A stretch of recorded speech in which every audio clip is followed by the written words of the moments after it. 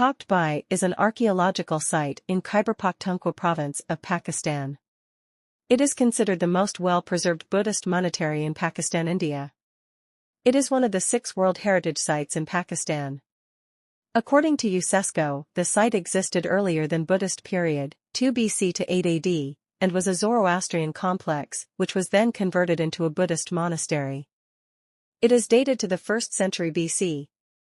The complex is regarded by archaeologists as being particularly representative of the architecture of Buddhist monastic centers from its era. It was listed as a UNESCO World Heritage Site in 1980.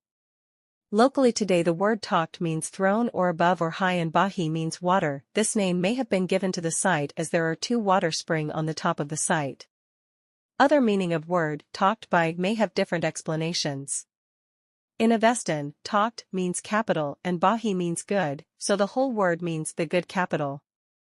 The ruins are located about 15 kilometers from city Mardan and about 110 kilometers from Peshawar as well as Islamabad. Present-day Takht Bahi is a town with a busy bazaar and especially restaurants that serve a kebab called chapli kebab. The surrounding area is famous for sugar cane, wheat, maize, vegetable, and orchards cultivation. Visit Takht Bahi. Tour of Takht Bahi can be taken either from Peshawar or from Islamabad.